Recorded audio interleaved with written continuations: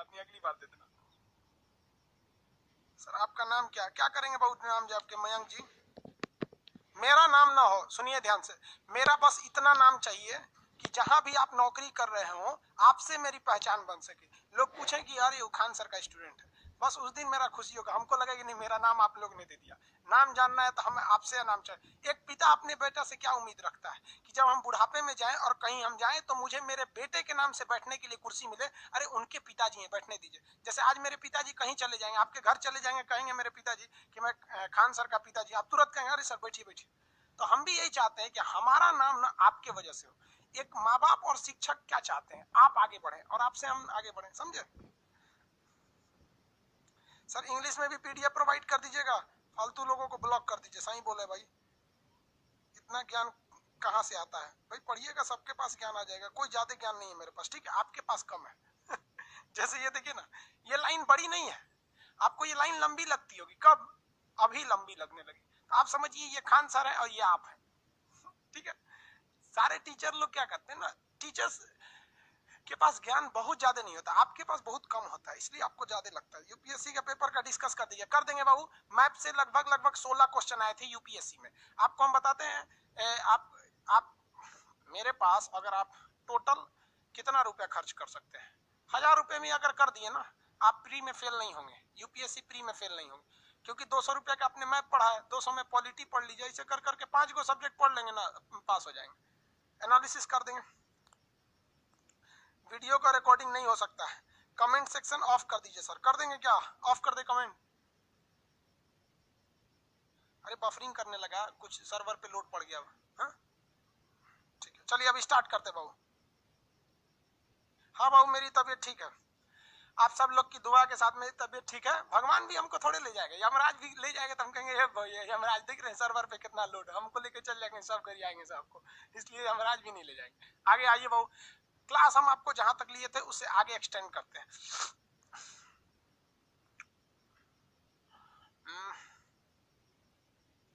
अफगानिस्तान आपको समझा दिए थे। देखिए बाबू, इस वाले नक्शा में आपको पीओके कटा हुआ दिखता है, ठीक है? अब हर इंसान की अलग अलग मानसिकता होती है और सोचने का तरीका अलग अलग होता है। हमारा ये सोचना है कि हम जब जब देखेंगे कि हमारा ये पीओके कटा है, तब तक साला हमको गुस्सा लगेगा। अब पाकिस्तान से तब तक हमारा जो प्रण लिए हैं कि हम ये वापस आएंगे, तब तक हमको ये याद आते रहेगा। इसलिए जब आते हैं तो हम इसको पीओके को बनाते हैं, इसको कलर से रंगते हैं, मेहनत करते हैं। हम इतना नक्शा ले लिए फिर भी इसको सुधारते हैं। अब अपनी अपनी मानसिकता है। हम ये कहना चाहते हैं कि एक न एक दिन हमारे विद्यार्थी में से कोई ना कोई होगा जो आगे जाके इस देश की कमान को संभालेगा, और ये हमारा मेहनत वो उस दिन रोक देगा। फिर हमारा जब पीओके हो जाएगा तो हमारा नक्शा पूरी दुनिया देखेगी।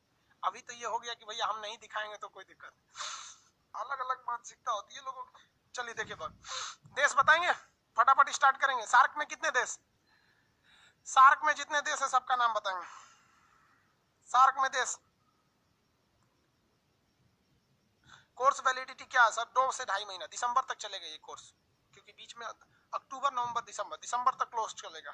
सार्क में कितने देश? 8। 8 के नाम बता देंगे ना, कौन कौन? जॉर्जिया, मालदीव, श्रीलंका, भारत, पाकिस्तान, नेपाल, भूटान, बांग्लादेश। हो गया। अरे कौन बोलता है बीपीएससी, कहीं कहीं यहाँ देखता है यूपीएससी का हम गारंटी लेते हैं, तुमको 1000 रुपया का कोर्स कर लोगे यूपीएससी पास हो जाओगे, तो बीपीएससी बोलता है। अरे जिस पानी में हाथी डूब जाए गधा पूछेगा कि हम हिल जाएंगे। बीपीएससी बोलता है। Very good. आसियान में कितने देश?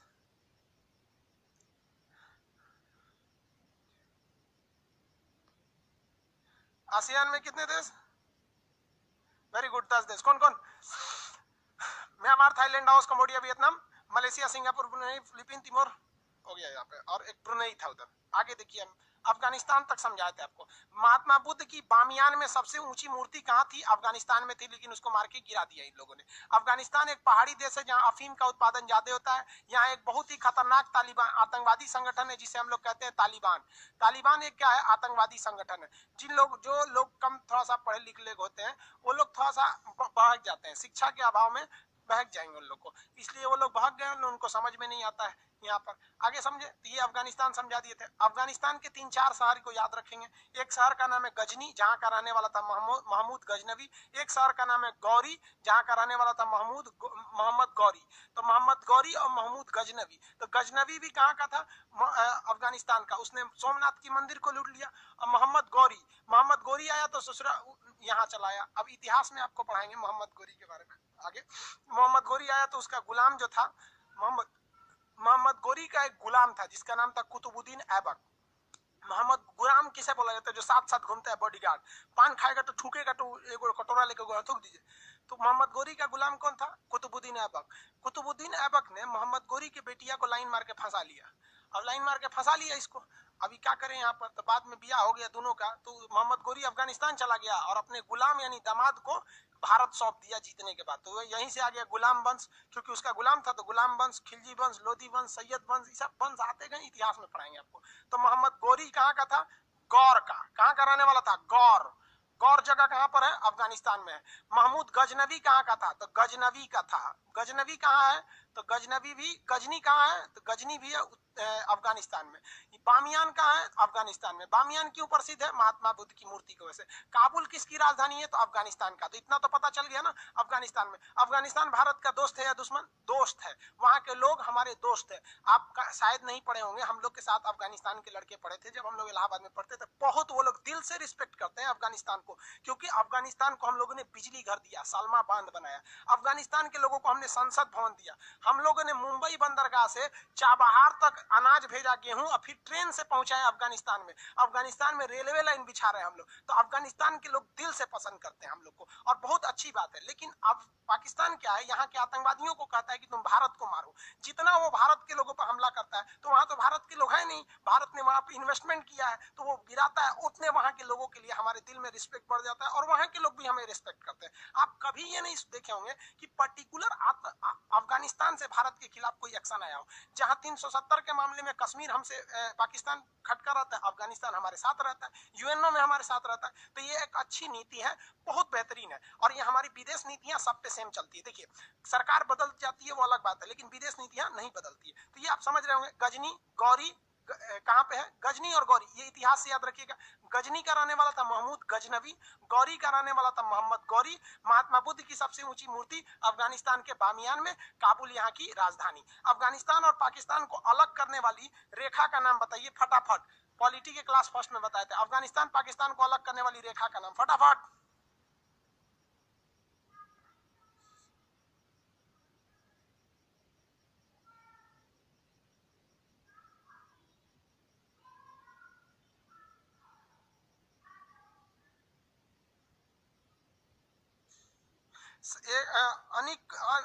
अंकित नागर जी कर रहे हैं, सर आपने गोल्डन ट्रायंगल में कुछ और बताया, गूगल कुछ और बताया। देख बबुआ, गूगल जितना नहीं जानता है उतना हम तुमको नक्शा में यहाँ बता देंगे, ठीक है। गोल्डन ट्रायंगल 3-4 जगह है। यहाँ पर जब हम आपको आसियान पढ़ाएंगे ना, तो वहां पर गोल्डन ट्रायंगल इसको बता रहा होगा, ये वाला थाईलैंड, लाओस, कंबोडिया, वियतनाम। तो ये एक अलग गोल्डन ट्रायंगल है और ये एक अलग गोल्डन ट्रायंगल अफगानिस्तान में। हम आपको वही बताएंगे जो आपके एग्जाम के लायक है, और गूगल आपको वही बताएगा जो पूरी दुनिया के लायक है। आप बताओ भाई, पहली नौकरी है ना, हम क्या करेंगे, जो एग्जाम पूछता है वो भी बता देंगे, जो दुनिया पूछती है उतना भी बता देंगे। इतना आप कॉन्फिडेंस रखो ना भाई, कि आपको जिस दिन ये बैच खत्म हो जाएगा ना, उस दिन आपको लगेगा कि सर हमने आपको 200 रुपया दिया, लेकिन आपने इसको 2 लाख के बराबर पढ़ाया। आप टेंशन नहीं लेंगे। Durand line, very good, Durand line. अच्छा हाँ, वेरी, एक लड़का और पूछ रहे हैं, बता रहे हैं कि सर वहां पर अलग करने के लिए एक हिंदुकुश माउंटेन भी है। Very good. देखिए, अगर हम पूछेंगे कि ज्योग्राफिकली, भूगोल के हिसाब से कौन अलग करता है, तो वो हिंदुकुश माउंटेन हो जाएगा। उसके इधर रहने वाला हिंदू कहलाता है। याद रखिएगा, हम भी ज्योग्राफी के हिसाब से हिंदू हैं, और आप सनातन धर्म को मानने वाले आप भी हिंदू हैं। हिंदू कोई धर्म नहीं है, आप इसे अन्यथा नहीं लीजिएगा, बात को समझिएगा। सनातन संस्कृति होती है। आज तक हमने कहा है कि हिंदू संस्कृति है, सनातन संस्कृति आदमी बोलता है, तो इस साइड का एरिया क्या कहलाता है, हिंदू कहलाता है। हिंदुस्तान का मतलब ये नहीं होता है कि हिंदुओं का स्थान, समझ में आ रहा है कि नहीं, इस ओर रहने वाले का। आप समझते होंगे इस चीज को, आप बात है। और पॉलिटिकली कौन अलग करता है, तो डूरंड लाइन अलग करती है। अफगानिस्तान में पहाड़ है या नहीं है, केवल और केवल ससुरा वहां पहाड़ है। जहां पहाड़ रहेगा वहां ठंड होगी, और जहां पे ठंड होगा वहां 3 चीज याद रखिएगा, वहां के लोग बहुत गोरे होंगे, और वहां के लोग का चमड़ा क्या हो जाएगा, पतला होगा और थोड़ा मेहनती टाइप के होंगे लोग, समझ में आ गया। नेपाल के लोगों को देखिए चमड़ा पतला होता है, मेहनती होते हैं, छोटे पैर के गोरखेल जो लोग होते हैं। बहुत से लड़के इसमें नेपाल के हैं जो पढ़ते हैं, एक्चुअली वो लोग, कई लोग इंडिया में रहते हैं, नेपाल और यूपी के बिहार के एरिया सटा हुआ रहता है। आगे बढ़े,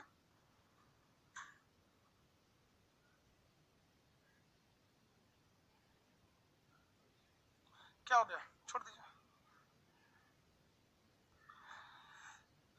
सर, बाहर का आवाज आ रहा है। ओह, एटलस नहीं मिल पा रहा है भाई, ये तो आपकी गलती, बाहर की आवाज को बंद कर दीजिए। डूरंडाइन, आगे बढ़िए, बहुत अच्छा भाई। हम तो कभी ये उम्मीद नहीं किए थे कि कोई ये माउंटेन भी नाम देगा इसका। मिंदू कुश पर्वत नहीं, वो हिंदू कुश पर्वत है यार, मिंदू कुश पर्वत नहीं। आगे बढ़े, देखिए जिन लोगों ने एटलस ले रखा है, बात समझिए, जिन लोगों ने एटलस खरीद रखा है उनको क्या काम है कि उनको फिजिकल मैप, दो तीन चीजें, अब हम ये आज हम इसको बता रहे हैं, कल हम आपको एटलस पे बताएंगे, इसलिए टेंशन नहीं। लेकिन जो लोग एटलस खरीद लिए हैं वो अफगानिस्तान के नक्शा में जाएंगे, जहां लिखा है वो क्या नाम है, काबुल, वहां हाइलाइटर चला देंगे काबुल, जहां बामियान लिखा है वहां बामियान। अब इतना छोटा देश है, इसी में आपको ढूंढना है कहाँ क्या है, और जो हाइलाइटर चला देंगे उसी पे, सुगा कलर का हाइलाइटर लीजिएगा।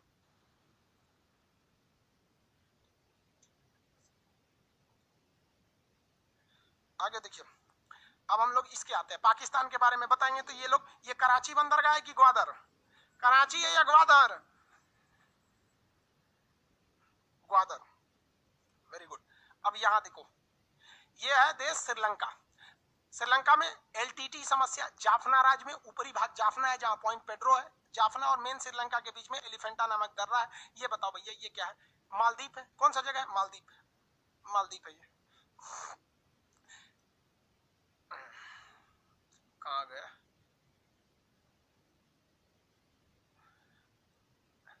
ये नक्शा देख रहे हैं, ये पूरा एशिया का नक्शा है। अगर आप इसको गौर से देखेंगे तो आपको पता चलेगा कि ये वाला एरिया कौन सा है, मालदीव, ये श्रीलंका। अमेरिका पहले श्रीलंका में आना चाहता था, भारत ने भगा दिया, नेपाल में आना चाहता था, चाइना ने भगा दिया, अल्टीमेटली वो पीओके में जाके हो गया। इसके अलावे यहाँ पर एक देश है जिसका नाम, एक द्वीप है जिसका नाम है ब्रिटिश इंडियन ओशियन टेरिटोरी। क्या नाम है, ब्रिटिश इंडियन ओशियन टेरिटोरी, क्योंकि यहाँ पर किसका कब्जा है, ब्रिटेन का है, ब्रिटिश इंडियन ओशियन टेरिटोरी। इसने इसे आजाद ही नहीं किया, और ये हम लोग की लापरवाही थी, हमें इसे भी आजाद कर लेना चाहिए था। और उस द्वीप का जो नाम है, उस द्वीप का नाम है डीगो गार्सिया। क्या नाम है, डियागो, डियागो गार्सिया। भैया ये 2016 का क्वेश्चन है यूपीएससी का, डियागो गार्सिया कहां पर है, तो वो इंडियन ओशियन में है। डिगो गार्सिया पर किसका अधिकार है, ब्रिटेन का, British Indian ocean territory, Britain का वह टेरिटोरी, टेरिटोरी मतलब होता है क्षेत्र, जो इंडियन ओशियन में है, तो ये ब्रिटेन का कब्जा है। और यहाँ पर डिगो गार्सिया, आइलैंड का नाम क्या है, डिगो गार्सिया, कब्जा किसका है, ब्रिटेन का। तो इस डिगो गार्सिया पर ब्रिटेन यानी यूके और यूएस दोनों की क्या रहती है, आर्मी रहती है, यानी आर्मी, एयरफोर्स, मिलिट्री रहती है। यहाँ पर इतनी आर्मी है इन सबों की डिगो गार्सिया बेस पर, जहां पर यह पूरे एशिया को कंट्रोल कर सकते हैं। अब सोचिए इतनी आर्मी है कि डिगो गार्सिया से उड़ान भर के ये लोग कहां गए थे, इराक पर हमला करने गए थे। इतना खतरनाक एरिया है आपका डिगो गार्सिया। क्वेश्चन में आएगा डिगो गार्सिया आइलैंड किस कहां पर है, तो इंडियन ओशियन में है। डिगो गार्सिया कहां पर है, इंडियन ओशियन में है, इंडियन ओशियन में। उस पर कब्जा किसका है,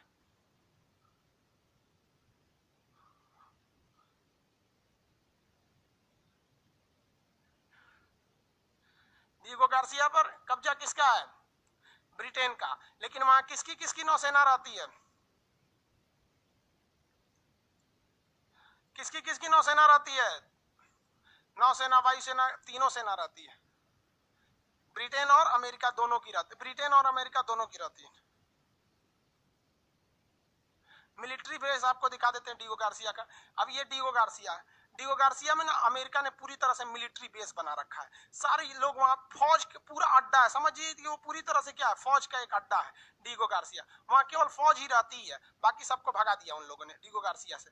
आपको हम दिखा देते हैं सैटेलाइट इमेज, वो सैटेलाइट इमेज पे आपको थोड़ा सा क्लियर दिख जाएगा डिगो गार्सिया। वहां पर इतनी ज्यादा फौज रखे रहते हैं सब ये लोग, देखिए।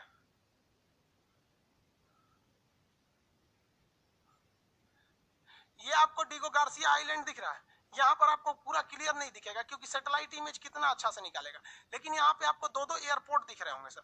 ये एयरपोर्ट के किस लिए है भाई? तो सवारी ढोने के लिए नहीं है, ये एयरपोर्ट है एक्चुअली वहां पर आर्मी बेस के लिए, वहां पे जो आर्मी पर्सन है सब उनके लिए। ये यहाँ पर आपको जहाज दिखाई देंगे, ये देखिए ये सब लाइन से जहाजें रखी गई हैं, ये रेडी टू फाइट खड़ी रहती हैं और इतने ज्यादा इनके पास क्षमता है कि नेवी एयरफोर्स सब रहती हैं और ये दो दो रनवे है, यहाँ से सीधे उड़ान भर सकती हैं और पूरी एशिया में तबाही ला सकती हैं। ये हमारी थोड़ी सी लापरवाही थी, क्योंकि जब हम 1947 में ये देश आजाद करा सकते थे तो इसको क्यों नहीं आजाद करा सकते?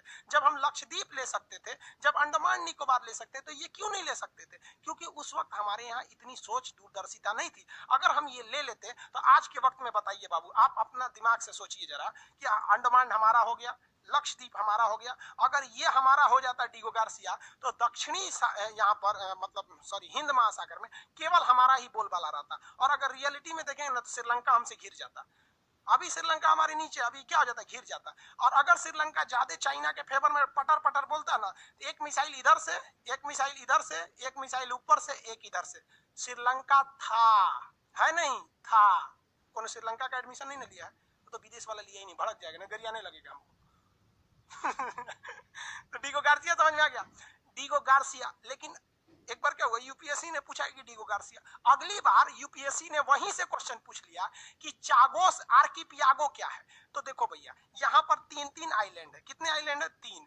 एक का नाम है चागोस, एक का नाम है आर्किपियागो, एक का नाम है डिगो गार्सिया, और ये तीनों यूपीएससी में पूछा हुआ है। सबसे ज्यादा आर्किपियागो और डिगो गार्सिया पूछा है। 4 बार बोलिएगा ना तो याद हो जाएगा। हालांकि आप पीडीएफ आज क्लास के बाद देखिएगा तो आपको पीडीएफ मिल जाएगा। तो आर्किपियागो और डिगो गार्सिया क्या चीज है?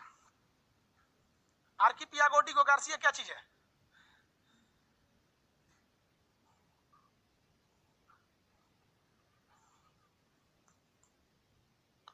क्या चीज है भैया? आइलैंड है भैया। आर्किपियागो आइलैंड है, चागोस आइलैंड है, डिगो गार्सिया आइलैंड है। इन तीनों आइलैंड में से सेना का अड्डा किस आइलैंड पर है? तो डिगो गार्सिया पर है। डिगो गार्सिया पर एक्चुअली अधिकार किसका है? तो ब्रिटेन का है, लेकिन दोनों मिलकर रहते हैं। ब्रिटेन अपने चचा को बुला लिया है अमेरिका को कि हम दोनों मिलकर रहेंगे, ये हमेशा मिलकर रहते हैं। अब एक बार क्या हुआ कि हमको याद कंफर्म नहीं है, 2017 या 18 में क्वेश्चन पूछा था कि डिगो गार्सिया द्वीप जो हिंद महासागर में है, इस पर ब्रिटेन और अमेरिका दोनों की संयुक्त सेनाएं रहती है। यह द्वीप पर वास्तव में किसका अधिकार था? तो इस पर वास्तव में अधिकार जो था वो एक देश है जिसका नाम है मॉरिशस। किसका अधिकार था? मॉरिशस का अधिकार था। अब ये मॉरिशस कहां पर है इसको दिखा देते हैं। मॉरिशस का याद रखिएगा, आपसे यूपीएससी टफ नहीं पूछता है, वो यही कहता है कि आपको नॉलेज कंप्लीट होना चाहिए, वो टफ नहीं पूछता है। कहाँ है भैया? यहाँ देखिए, यहाँ एक कंट्री है जिसका नाम है मॉरिशस। ये एक कंट्री है मॉरिशस, और ये है हमारा इंडिया, और ये है आपका डिगो गार्सिया। तो मॉरिशस कहता है कि भैया ये मेरा है, और रियल में ये मॉरिशस का ही था, मॉरिशस का था। और मॉरिशस का भारत से इतना अच्छा संबंध है कि मॉरिशस ने हमें यहाँ अपना एक सेना का अड्डा बनाने के लिए जमीन दे रखा है। तो कंप्लीट याद रखेंगे डिगो गार्सिया के बारे में, मेरे बारे में खटाखट आंसर बताते चलिए। डिगो गार्सिया पर एक्चुअल अधिकार किसका था? डिगो गार्सिया पर एक्चुअल अधिकार किसका था? वेरी गुड, मॉरिशस का था, मॉरिशस का था। वर्तमान में डिगो गार्सिया पर किसका अधिकार है? वर्तमान में डिगो गार्सिया पर किसका अधिकार है? ब्रिटेन, यूके लिख सकते हैं, बस ब्रिटेन को यूके भी लिख सकते हैं। यूके। कितने देशों की सेना रहती है? कितने देशों की सेना रहती है? ब्रिटेन और यूएसए, यूके और यूएसए दोनों की, यूके और यूएसए की। कितने लोग बता सकते हैं यहाँ तीनों द्वीप का नाम बता सकते हैं? तीनों जो आपसे क्वेश्चन पूछता है, तीनों एक ही पास है सर, तीनों का नाम कितने लोग बता सकते हैं? देखते कितने लोग बता सकते हैं। हालांकि आपको तो पीडीएफ में दिया ही हुआ है। वेरी गुड, 2 देशों की सेना रहती है।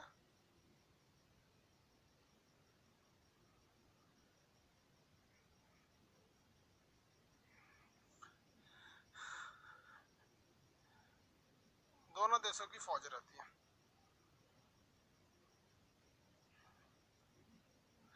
तीनों का नाम, हाँ वेरी गुड, चागोस आर्किपियागो और डीगो गार्सिया।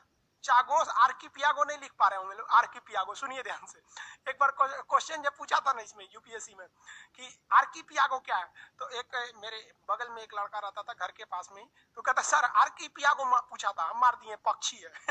आर्किपियागो पक्षी नहीं है। आर्किपियागो क्या है, एक द्वीप का नाम है, आइलैंड का नाम है। हो गया, आगे बढ़े, चलो।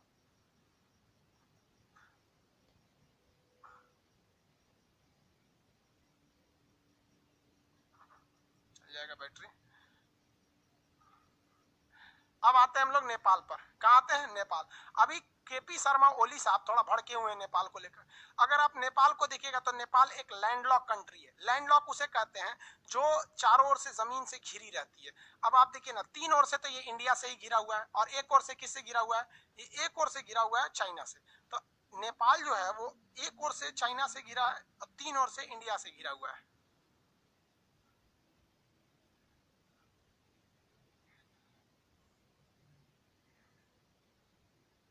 देखो भैया नेपाल को, यह है हमारा पड़ोसी भाई नेपाल। ओली साहब जब से आए हैं चौपट कर दिए इसको। नेपाल का लड़का बुरा मत मानो भाई, हम आपको अपना भाई मानते हैं, लेकिन आप हमारे देश पे चढ़ेंगे तो हम कैसे भाई मानेंगे। हाँ, ये तीन ओर से किससे घिरा हुआ है, इंडिया से घिरा हुआ है, ठीक है, इंडिया से। और एक ओर से किससे घिरा है, चाइना से। समस्या देखिए, ये अभी ओली साहब की सरकार जो है वो अपनी सरकार को बचाने के लिए, बड़ा इजी होता है ना कि आप नेशनल मुद्दा छोड़ दीजिए। जैसे मोदी जी का चुनाव कब होगा, 2024 में। अगर मोदी जी इस दौरान कुछ भी नौटंकी करे, कोई दिक्कत नहीं है। बस चुनाव से पहले, मोदी जी का चुनाव कब होगा भैया, देखिए अप्रैल 2024, ठीक है। फरवरी से मार्च के बीच में 2024 में अगर एक हमला बस पाकिस्तान पे मोदी जी कर देंगे ना, लोग भूल जाएंगे उनका 5 साल में क्या था। और रियल बताएं आपको, 2019 के चुनाव में सबसे बड़ा इफेक्ट सर्जिकल स्ट्राइक का पड़ा था। तो यही चाल चलना चाह रहे हैं कौन, केपी शर्मा ओली। केपी शर्मा ओली कह रहे हैं कि हमारा ग्रेट नेपाल था, हमें वो वापस चाहिए। अरे ओली साहब एक बात बताएं, अगर जिस दिन भारत कहने लगा ना हम ग्रेट इंडिया थे, तो म्यांमार ग्रेट इंडिया में था, 1935 में अलग हुआ था। और ये अपना सिगौली की संधि दिखाते हैं 1816-17 का ले आके। भैया हम तो 1935 का दिखाएंगे तो ग्रेट इंडिया यहाँ था। हम 1971 का दिखा देंगे ना तो बांग्लादेश हमारा था। हम 1947 का दिखा देंगे ना, 1947 का, तो पाकिस्तान हमारा था। हम 18वीं सदी का दिखा देंगे ना तो अफगानिस्तान हमारा था। तो फिर ओली नेपाल के लोग, आप लोग भी इसको देखते हैं बहुत इंडिया का। अब जरा सोचो, राष्ट्रवाद अच्छी चीज है, लेकिन फ्यूचर को देखो ना यार। अब क्या बात कर रहे हो, हम लोग पाकिस्तान को लेते हैं, हमारा ही था ना ग्रेट इंडिया। हम अशोका के टाइम का इंडिया देखेंगे ना, जो पूरा एशिया का नीचे वाला इंडिया का था। पाकिस्तान को हम लोगों को दहेज में मिला था चंद्रगुप्त मौर्य को, उस समय उसका नाम था एरिया आराकोसिया जेड्रोसिया पेरिस प्लेमियाई। दहेज में मिला था चंद्रगुप्त मौर्य को अफगानिस्तान और पाकिस्तान। पढ़ लीजिए, हिस्ट्री में पढ़ाएंगे आपको, हिस्ट्री और नक्शा पूरा जीएस पढ़ना ही पड़ेगा आप लोग को। जाएंगे कहाँ, नहीं पढ़ेंगे तो मन नहीं लगेगा आपको दूसरे जगह।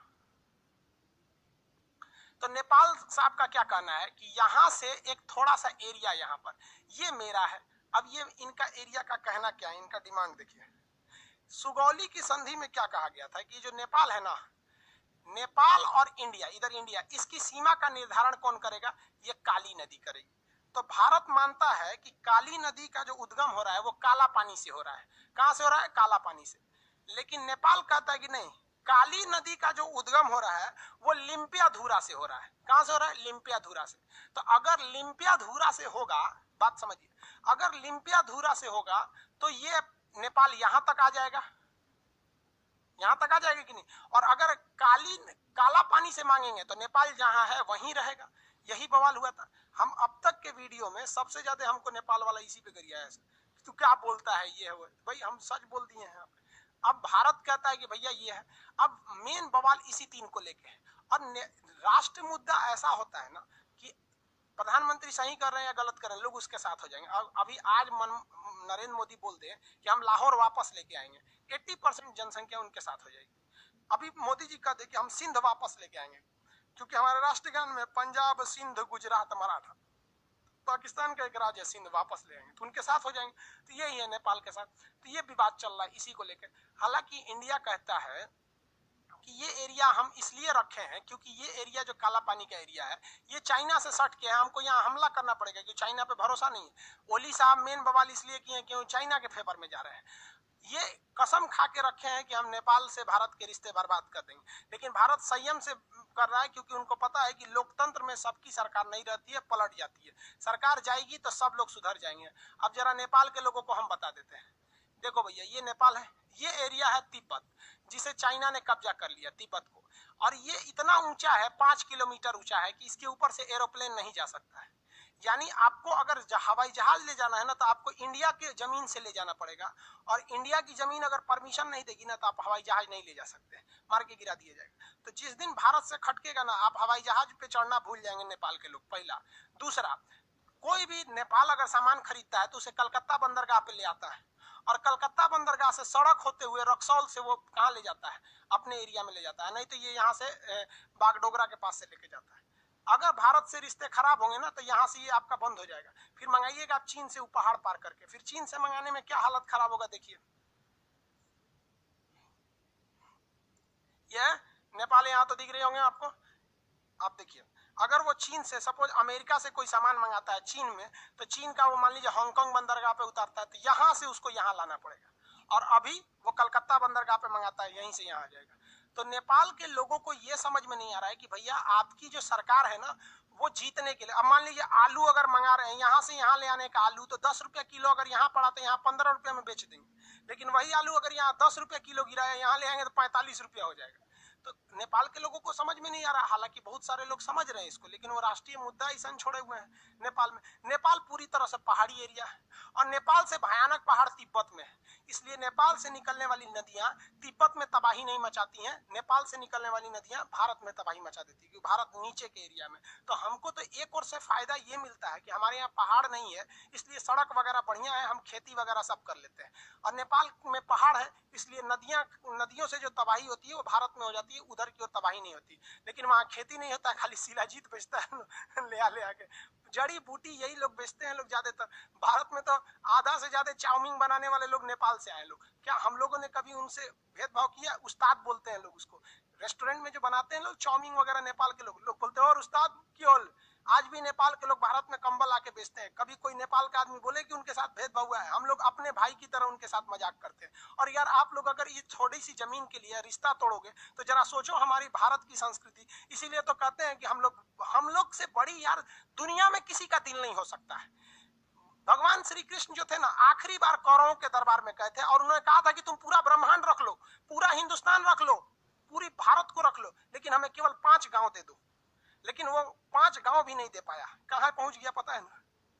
तो यार हम लोग के टॉलरेंस को मत देखो, हम लोग पूरी कोशिश करते हैं, हमारी संस्कृति है कि हम हाथ जोड़ते हैं, पैर पड़ते हैं, विनती करते हैं, लेकिन अगर नहीं पड़िएगा ना तो हम लोग पैर पड़ना भी जानते हैं और पैर चलाना भी जानते हैं। चला देंगे लोग तो चल जाएंगे भीतर, आराम से समझा रहे हैं। और हाँ, हम लोग नेपाल के भाइयों का शुक्रगुजार भी हैं कि हिंदुस्तान ने ऐसा कोई युद्ध नहीं जीता जिसमें हमारे गोरखा भाइयों का खून न बहा हो, और वो आज भी हिंदुस्तान को लड़े हैं अपनी भूमि समझ के।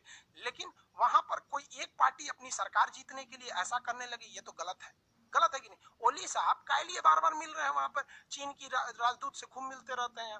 ओली जी कसम खाए हुए हैं कि हम चौपट करेंगे, लेकिन भारत, सोचिए भारत क्या करता है। भारत मलेशिया से पाम ऑयल खरीदता था, पाम मतलब तेल होता है, पाम ऑयल यहाँ से, तो भारत यहाँ से खरीदता है, और नेपाल भी यहीं से खरीदता है। नेपाल के लोग पाम ऑयल नहीं खाते हैं, वो लोग सरसों का तेल खाते हैं, तो ये उसी पाम को मशीन में डाल के तेल बनाता है। पाम इतना बड़ा बड़ा होता है, खजूर टाइप का, और उसको इंडिया में बेचता है। तो भाई इंडिया ने कहा कि हम डायरेक्ट पाम मलेशिया से क्यों नहीं खरीदेंगे, हम अपने यहाँ फैक्ट्री लगाएंगे, हमको होगा। तो नेपाल ने कहा तब तो हमारे लोग बेरोजगार होंगे। सोचिए हम नेपाल से कितनी लगाव रखते हैं। हमने कहा ठीक है, आप भी यहाँ से पाम खरीदिए और यहाँ कारखाना लगा के आप यहाँ तेल सप्लाई कर दीजिए, आपका भी रोजगार मिलेगा, हमारा भी रहेगा। हम आज बंद कर देंगे तो क्या कर लेंगे आप? कुछ नहीं। और ओली साहब यही चाहते हैं कि भारत कोई एक्शन ले ले उनके खिलाफ, ताकि वो जनता को कह सके देखो भारत ने क्या किया, देखो भारत ने क्या किया, ताकि उनको वोट मिल सके। और भारत सरकार एकदम चुप है, एकदम बहुत बेहतरीन काम कर रहे हैं। गवर्नमेंट को भी, मोदी जी को भी सोच समझ के काम करना चाहिए कि कोई बहक गया है तो ऐसा नहीं है कि लाठी का जवाब लाठी से भी दीजिएगा। एक वक्त हम लोग गांधी वाले देश हैं, लेकिन ऐसा नहीं देखे, इसी देश में भगत सिंह भी थे, इसी देश में सुभाष चंद्र बोस भी थे। तो हम लोग पहले गांधी जी का प्रयोग करते हैं, उसके बाद कोई दिक्कत नहीं है। तो ये नेपाल समझ में, नेपाल पूरी तरह से पहाड़ी एरिया है, पूरा का पूरा नेपाल में क्या भरा हुआ है, पहाड़ भरा हुआ है। और पहाड़ जो है सर बहुत ऊंचे ऊंचे पर्वत है सब वहां पर, और इतने भयानक भयानक पहाड़ है जिसका कोई हद नहीं।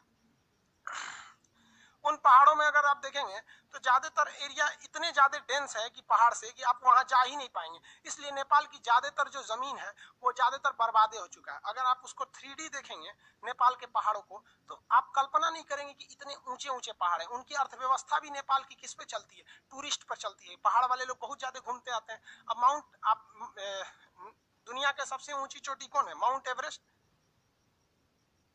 माउंट एवरेस्ट देख लीजिए, माउंट एवरेस्ट।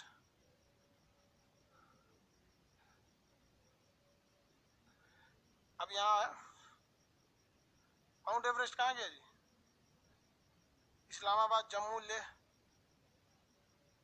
वहीं ले जा रहा है कि कहीं और ले जा रहा है। ये सब का सब एरिया पहाड़ है, माउंट एवरेस्ट पे ही ले जा रहा है ना। हाँ ठीक है। अब आप पहाड़ देखेंगे इसको, ये है नेपाल आपका। अब देखिए इसमें केवल और केवल ना आपको ऐसे ही पहाड़ ही मिलेगा केवल। तो यहाँ कहाँ खेती कीजिएगा, थोड़ा मोड़ा कहीं खेती होता है, टूरिस्ट होता है। अब नेपाल को समझ में नहीं रहा, ये पहाड़ भरा हुआ है, पूरा नेपाल यही है, पूरा का पूरा पहाड़ भरा हुआ, नीचे से थोड़े मोड़े सड़क जाते हैं। आप देख रहे हैं ये कहाँ पे आपको पूरा नेपाल ऐसे ही मिलेगा, आपको पहाड़े पहाड़ मिलबे करेंगे। देखिए कहीं भी कुछ भी आपको देखेंगे तो ये सब का पहाड़ है। क्या खेती करेंगे यहाँ पे, हम लोग के पास तो गेहूं चावल, नेपाल के लोगों से पूछिए कहाँ से जाता है, इंडिया से। तेल सरसों सब कहाँ से जाता है, इंडिया से जाता है। अब उनको समझे में नहीं आ रहा है।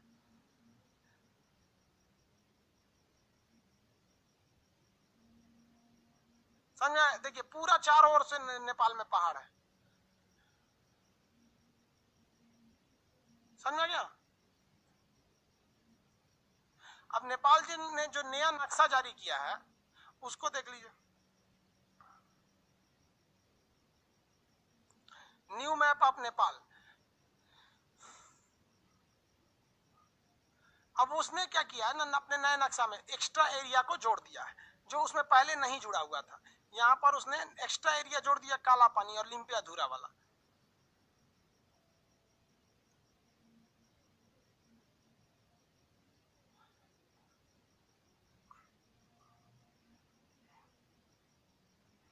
ये नेपाली भाषा में भी लिखा हुआ है। ये आप अगर देखेंगे नेपाल का पुराना नक्शा तो ये एरिया नहीं था।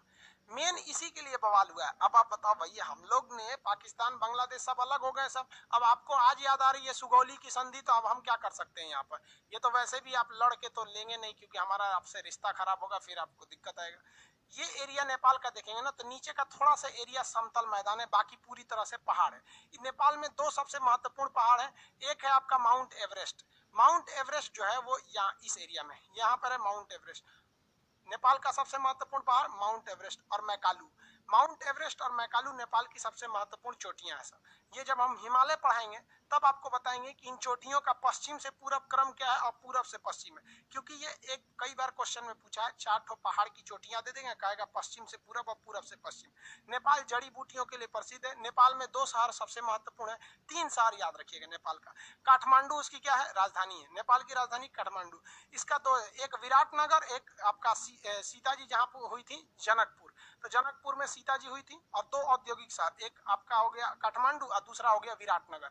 विराटनगर कहाँ पे, नेपाल में। नेपाल के पास जिनका नक्शा होगा नेपाल का, उनके पास देखिए आप लोग जो एटलस खरीद लिए हैं, देखिए फटाफट नीचे में होगा विराटनगर, यहाँ होगा काठमांडू। नेपाल की राजधानी काठमांडू। बता सकते हैं काठमांडू में कौन सा मंदिर है, फटाफट बताइए, क्वेश्चन पूछा हुआ है। काठमांडू में विश्व प्रसिद्ध मंदिर कौन सा है।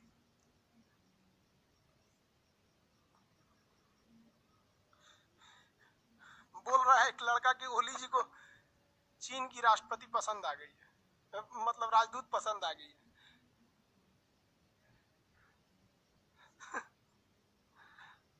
मंदिर का नाम बता सकते हैं, पशुपति, वेरी गुड। पशुपतिनाथ जी का मंदिर है। पशुपति किसे कहा जाता है, शंकर जी को। शंकर जी का बहुत विशाल मंदिर है यहाँ, पशुपतिनाथ मंदिर बोला जाता है, नाम है। अरे पति मतलब क्या होता है भैया, पति मतलब होता है ध्यान रखने वाला, जो आपका ध्यान रखे उसी को क्या कहते हैं? पति। जैसे जो प्रजा का ध्यान रखे, प्रजापति।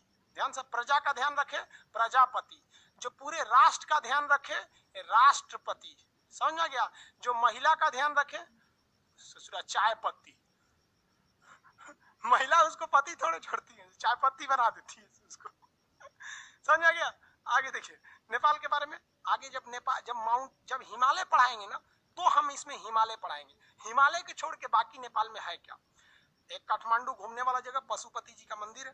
बाकी नेपाल लैंडलॉक कंट्री है, ऊपर में चाइना से, नीचे से इंडिया से। बाकी हिमालय का चीज है, हिमालय अलग से टॉपिक है, उसमें आपको क्लियर करेंगे। अगला जो है जगह है भूटान है। अगला जगह का नाम क्या है? भूटान।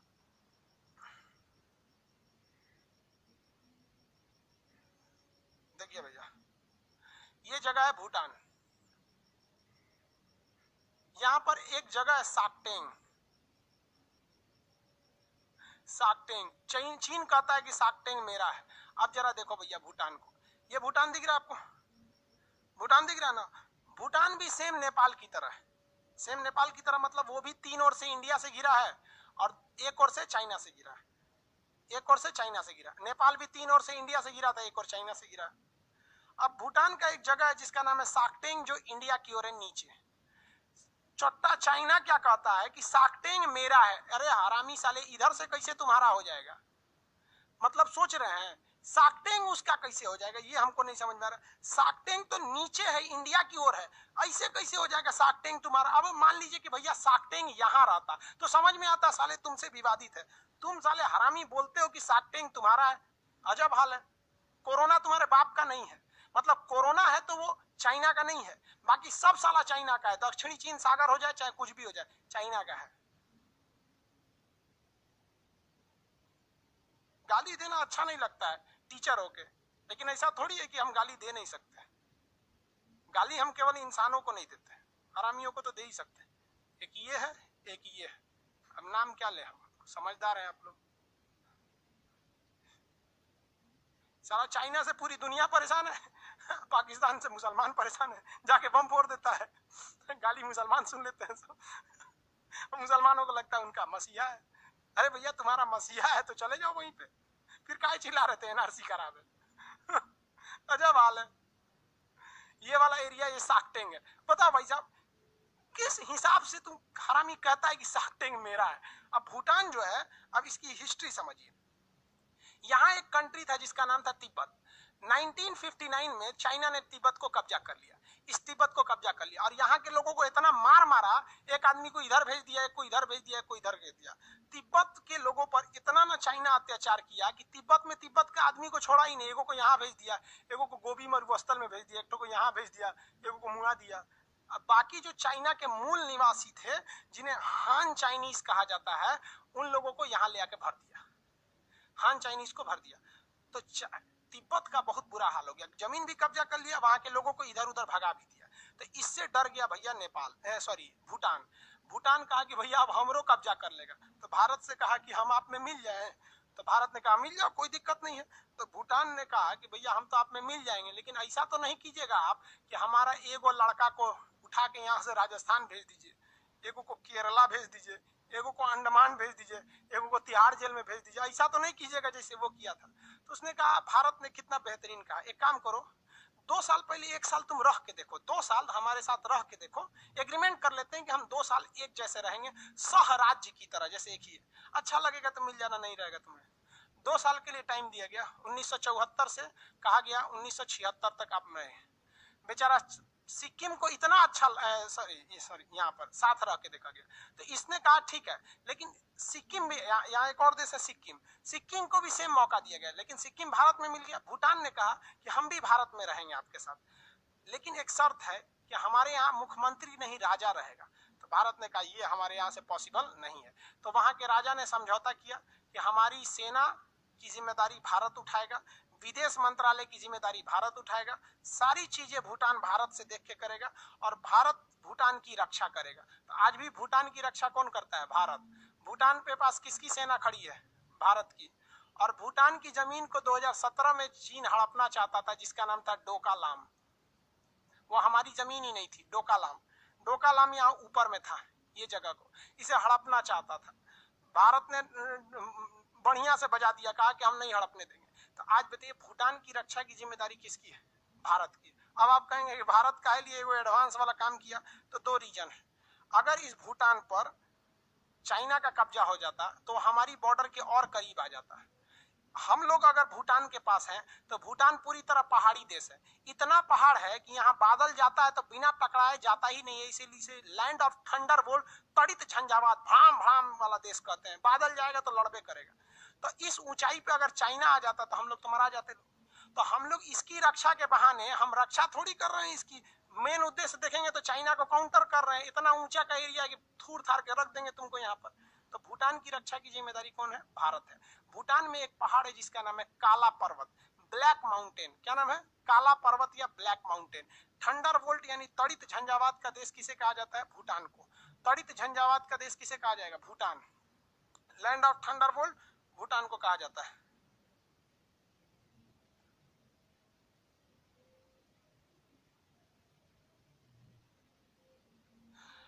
एक आदमी कह रहे हैं कि सर वो अरुणाचल प्रदेश का भी समझता है। समझा गया कि नहीं आता? अजब हाल है।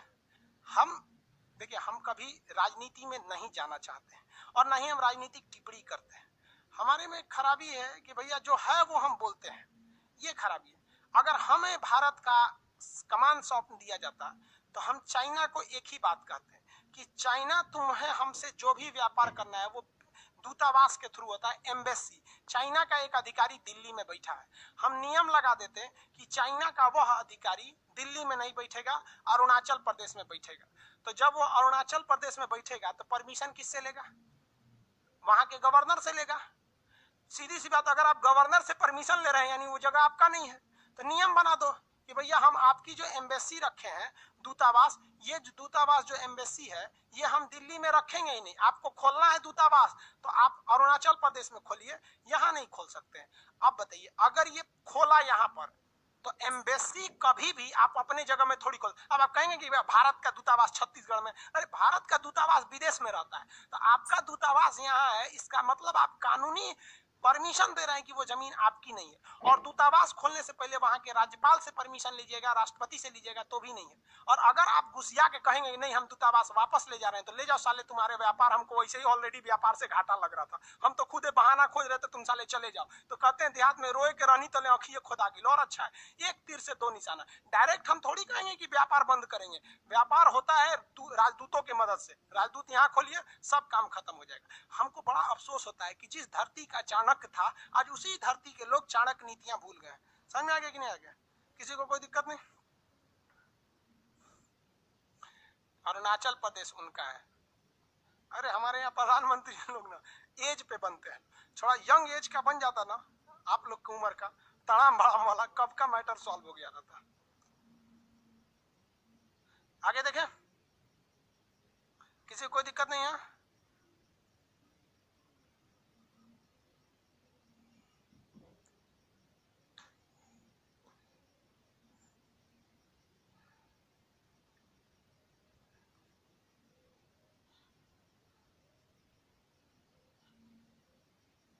हाँ, पशुपति मंदिर के लिए डोनेट किया गया है, भारत सरकार की ओर से डोनेट किया गया है, अच्छी बात है। नेपाल में भूकंप भी आया था तो हम लोगों ने डोनेट किया था। भूटान जाने पर पासपोर्ट नहीं लगता। हाँ भैया, हम उनकी रक्षा करते हैं तो हमसे पासपोर्ट लेंगे, सब कुछ। भूटान के बारे में दो तीन चीज याद रखिएगा। सबसे पहला याद रखेंगे भूटान के बारे में कि इसे क्या कहा जाता है? Land of thunder bolt. क्या कहेंगे? थंडर बोल्ट मतलब तड़ी झंझावात यानी बिजली तड़कने वाला देश। यहाँ एक ब्लैक माउंटेन है, काला पर्वत है, ब्लैक माउंटेन। इसकी रक्षा कौन करता है? भारत करता है। इसकी राजधानी तो आपको पता ही होगा भैया, भूटान की राजधानी थिम्पू है। यहाँ का सबसे बड़ा शहर का नाम है पारो। पारो शहर का नाम है। इसका सबसे बड़ा शहर का नाम क्या है? पारो।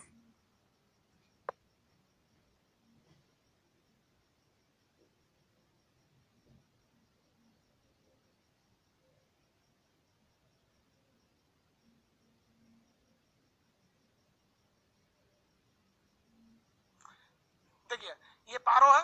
अब यहाँ पर भारत सरकार ने एक चीज देखा, भूटान जो है ना पूरी तरह से पहाड़ का एरिया है। ये भूटान पूरी तरह कैसा है, पहाड़ है। और यहाँ से जो नदियां निकलती हैं ना, ये बहुत ही रफ्तार से नदियां निकलती हैं। नेपाल में भी नदियां निकलती हैं लेकिन बर्फ से ढक जाती हैं, लेकिन भूटान की नदियां में ना रफ्तार बड़ी तेज रहता है। भूटान से आने वाला पहाड़ एकदम खड़ा ढाल है, और अगर यहाँ बांध बना के बिजली बना दिया जाए तो एक नंबर हो जाएगा। तो भारत ने यहाँ 3 बिजली घर बनाया है। एक का नाम है आपका ताला प्रोजेक्ट, एक का नाम है चूखा प्रोजेक्ट, एक का नाम है दोगाछू प्रोजेक्ट। दोगाछू प्रोजेक्ट, 3 प्रोजेक्ट है यहाँ पर। बिजली घर भारत ने बनाया, पैसा अपना लगाया, डिजाइन खुद बनाया। बिजली जो बन जाती है वो सारी की सारी बिजली भूटान को दे दी जाती है, लेकिन भूटान जो है वो डेवलप कंट्री नहीं है, इसलिए बिजली का ज्यादा यूज नहीं कर पाता है। जो बिजली बचती है ना, देखिए हमारे हिंदुस्तान की संस्कृति, हम उस बिजली को खरीदते हैं। सोचिए, बिजली घर मेरा, टेक्नोलॉजी मेरी, इंजीनियर मेरा, पैसा मेरा। जितनी बिजली चाहिए तुम फ्री में ले जाओ, और जो बच जाए वो हमको बेच दो। अगर ये काम नेपाल के लोग पूछो, क्या ऐसा चाइना तुमको करके दे सकता है? साला तुमको वैश्या बना देगा, नेपाल को ले लेगा तो वहां पर।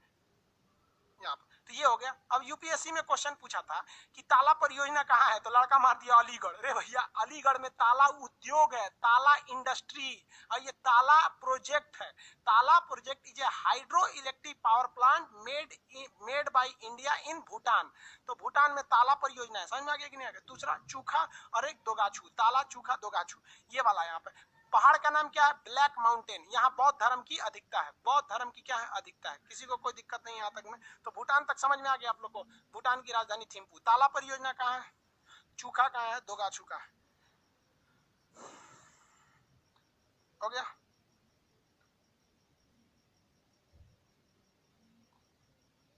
पारो, देवदास वाली पारो नहीं।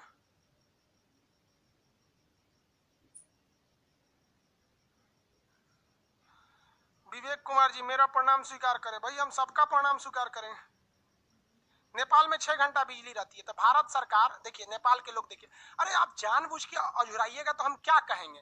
भारत सरकार ने बोला, मनमोहन सिंह से लेकर मोदी जी से ने बोला। मोदी जी को आए हुए भी अभी 2006 से ये है, 14 से ये है, और उससे पहले मनमोहन सिंह थे।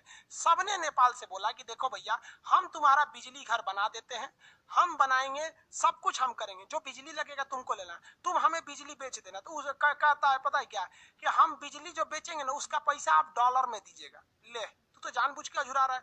भैया हमारा रुपया नेपाल में चल जाता है, आप नेपाल में भारत का रुपया दीजिएगा तो चल जाता है, वहां के लोग कन्वर्ट कर लेते हैं, कोई ज्यादा दिक्कत नहीं आता है वहां पे। तो कह रहा है कि डॉलर में दीजिएगा। अब यहाँ भारत की भी गलती है। अरे भैया, जब वो अझुरा रहा है, छोटका बच्चा जीत करता है ना, हम लेमचू से खाएंगे तो दे दो ना यार।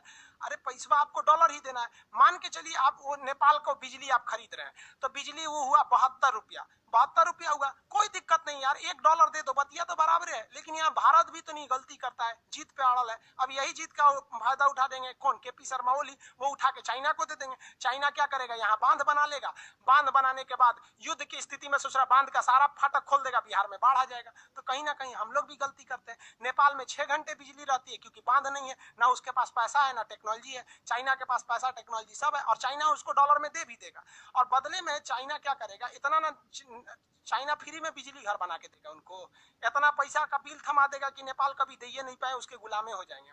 फ्री में चीज चाइना का कुछ होता ही नहीं। फ्री में साला कोरोना नहीं दिया, देख रहे हैं, सबको कोरोना फैला के मास्क पहुंचा दिया। तो भारत को आपको थोड़ा बहुत तो समझ में आ गया। भूटान 3 ओर से भारत से, नेपाल भी 3 ओर से भारत से, ऊपर चाइना, इसके भी ऊपर, यहाँ भी पहाड़, यहाँ भी पहाड़। ये हमारा दोस्त है, ये हमारा एकदम जिगरी दोस्त है। यहाँ भी भड़का हुआ है, इसकी पूरी देखरेख हम करते हैं। यहाँ भी पासपोर्ट नहीं लगता है, यहाँ भी पासपोर्ट नहीं लगता है, दोनों के दोनों पहाड़ी क्षेत्र है। आगे बढ़े, इतना समझ में आ गया। आज के लिए इतना ही रहने देते हैं। अभी कोई डाउट है तो बोलिए।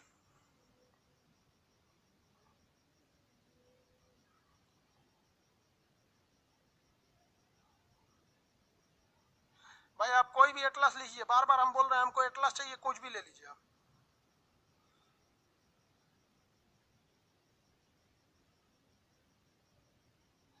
इमोजी बना बना मत भेजो भैया, ताला परियोजना की जगह ताला बना के भेज रहे हो, मजाक थोड़ी हो रहा है। पारो जगह का नाम है उसका, देवदास वाली पारो नहीं। इसे पारो के चक्कर में रहना, बेरोजगार रह जाओगे जिंदगी भर। हम एटलस 9th एडिशन लिए हैं, 9th एडिशन लिए, हम क्या कर सकते भाई, जो एडिशन लेना है ले लीजिए, बस उसमें नक्शा रहना चाहिए सबका।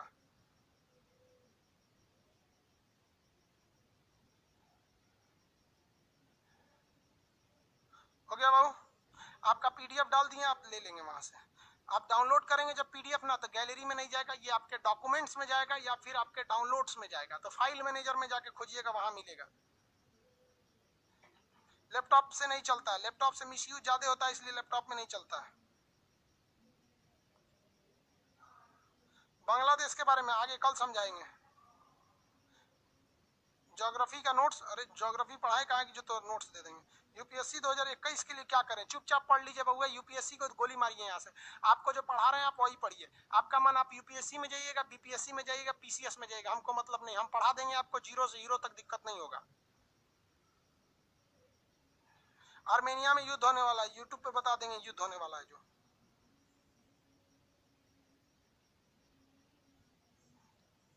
कम एज का पीएम कोई दिक्कत नहीं भाई, कम एज का पीएम बनेगा कि नहीं बनेगा कोई ठीक नहीं। राहुल गांधी कम एज का थोड़ी है, 50 साल का हो गया, अब का दोबारा बुढ़ाएगा, सरकारी नौकरी में रहता तो रिटायर होने वाला होता।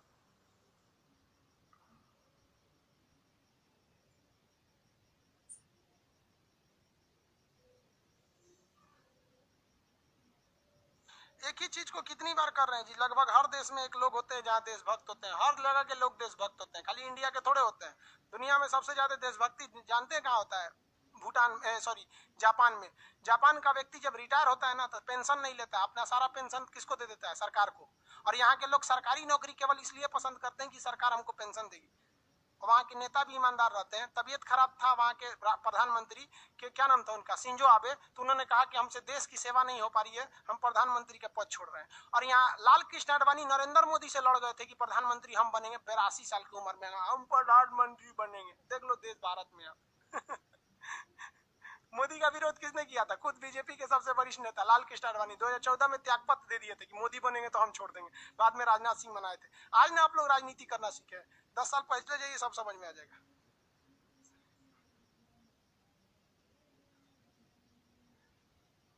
सर पासपोर्ट किस देश में, बिना पासपोर्ट किस देश में जा सकते हैं? लगभग 20-22 देश है बिना पासपोर्ट किसी देश में, मतलब एक नेपाल है, एक भूटान है, बाकी सब जगह पासपोर्ट लगेगा आपको, वीजा भले नहीं लगेगा।